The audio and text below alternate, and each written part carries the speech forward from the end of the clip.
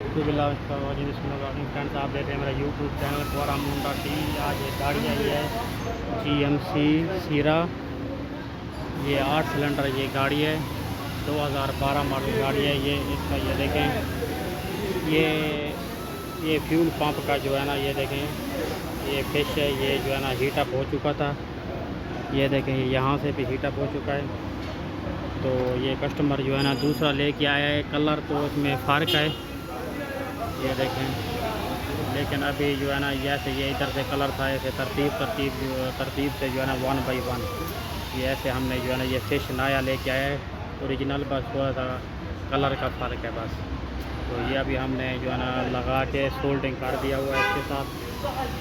और ये जो फ्यूल पंप लेके आया ना कस्टमर, ये जो है ना बाकी तो सब सेम है। बस इसका जो है ना फ्यूल लेवल सेंसर इधर इस साइड पे होता है, इसका इस साइड पे होता है, यानी ऐसे करने से। तो अभी हमने स्पेयर पार्ट वाले से जो है ना बात की है, तो उसने बोला ये जो है ना लगा दो, मेरी गारंटी है कि टैंकी बहुत बढ़िया है, चाहे इस साइड पे हो या दूसरी साइड पे हो, तो ये सही काम करेगा। तो अभी जो है ना हम इसको फिट करने लगे हैं। तो उसके साथ ये रिंग भी दूसरा नया आया है, तो अभी हम इसको लगाएंगे। टैंकी खोलना बहुत ही आसान था, तो जब भी हम इसको फिट करेंगे तो आपको दिखाएंगे। जुड़ रही है वीडियो के साथ। हाँ जी फ्रेंड्स, ये देखें, ये टैंकी खोलना बहुत ही आसान होता है।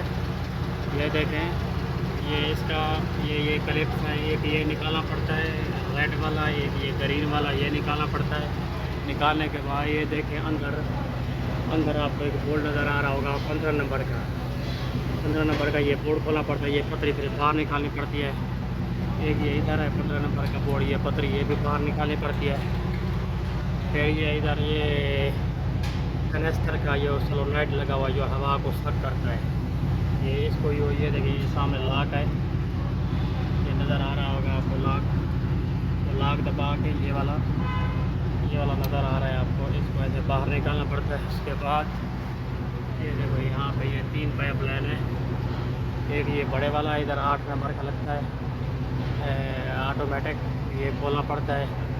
ये एक पाइप है, ये निकालना पड़ता है। एक पाइप ये निकालना पड़ता है, ऊपर से फिश निकालना पड़ता है। खोलना बहुत ही आसान है।